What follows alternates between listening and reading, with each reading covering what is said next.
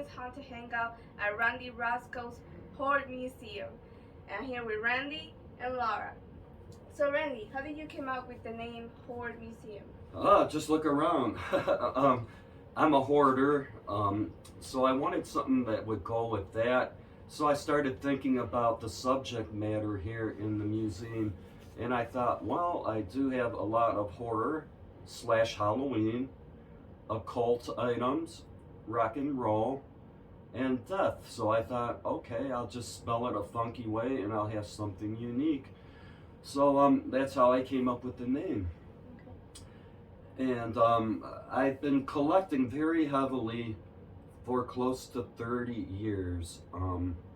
When I first started out, when I was young, like a teenager and in my 20s, I would pick up something here and there, but I didn't have much money.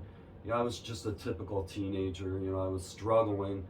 So, it was just here and there I would pick something up. And then once I bought this house about 30 years ago, I really had a place to put everything. And I had a lot of room, which very quickly became not enough room. Yeah. So I've been adding to it for 30 years now and going strong. But at this point, I would like to say that what you are going to see here today is only going to be half of the museum. I'm currently in the process of moving the entire HORD Museum to the east side of Cleveland, and half of it is over there now, which consists of my attic, my garage, and half of my basement. And it was here that I would like to add that on my attic alone, I didn't work on it every day, but it took me about 8 months to move what is in my attic. So it's a massive, massive undertaking, and I'm just doing it little by little. And I started out, not in the living quarters, so I started out in the attic, and the garage, of course, is my next choice, and then the basement. And then I do most of my living on the main floor, so that would be last. So the second floor would be the next endeavor, and then the main floor would be last. And my stereo will probably be the last thing I unplug. Since I'm a big music fan. So so anyway, we will start in my garage. My name is Randy Roscoe, also known as the Goth God, and this is the first part of the HORD Museum tour. We are in my garage, as you can see. Okay, now the first thing I'd like to show you is my invisible woman. I don't know a lot about her, but I can tell you this, she is one of a kind.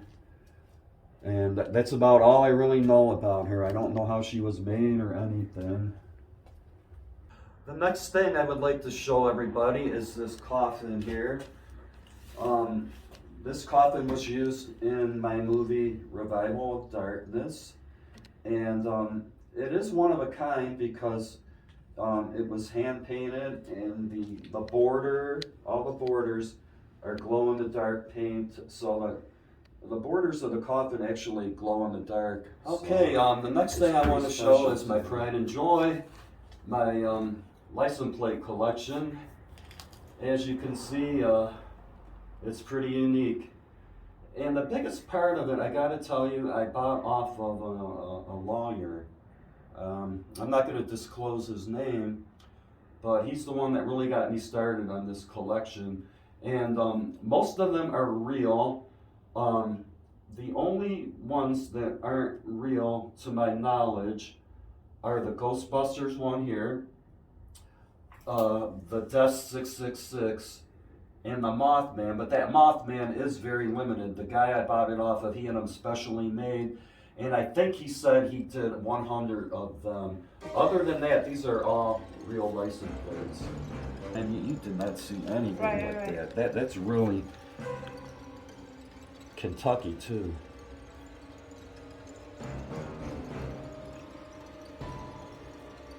Oh my God.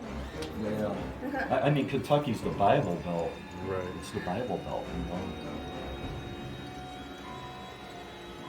You could never duplicate anything like this. I mean, this is. You know, the fact that they're real plates is what Yeah. really makes it That's what awesome. really blew me away. I have another one-of-a-kind work of art. This guy here. got it from. He was a satanic. This was law. done by the same artist that did The Invisible Woman.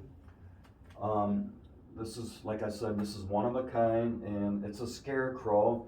And when I first saw it for sale, I immediately knew what it was based upon. There's a movie called Scarecrows, and I knew that it was based upon that. It's kind of an obscure horror movie.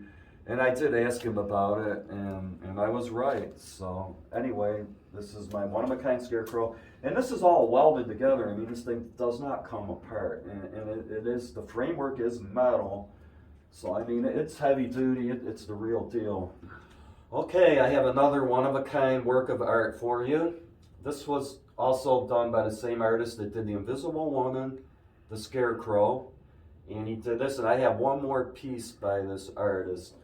So this is one of a kind, and yeah, that's pretty much it. I mean.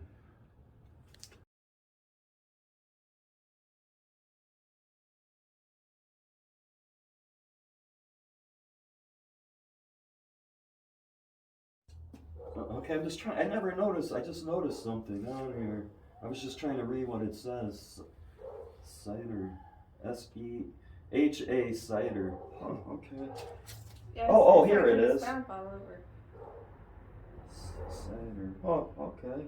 I don't Learn know. something new in your own place. Yeah, well, the lighting, it's so dark in here, you know. Right. I couldn't really. That's such a good light, you know. A rare item here, a wicker coffin. And I really don't know much about it, but I do see stenciled here. It says H.A. Seiter, and that's spelled S-E-I-T-H-E-R. So I don't know if that was a funeral director or what. But one thing about this, I'll tell you, is it's in very good shape. And I've been told usually the straps are rotted off. And as you can see, both straps are here, and they're in good shape, and the whole thing is really in very good shape. I mean, when you consider it's over 100 years old. What would they use those for? I think they used them in the battlefield, is what I think, because they would put ice in it, and you know, when body fluids and stuff would leak out, you know, so right through it. So you know, if you had a coffin, you would have all those fluids in there, and you'd be carrying around all that weight. I think that's what they were used for. I'm thinking pre-World War I, I think. Right. I never really researched it, but to me, it looks like it's from that period.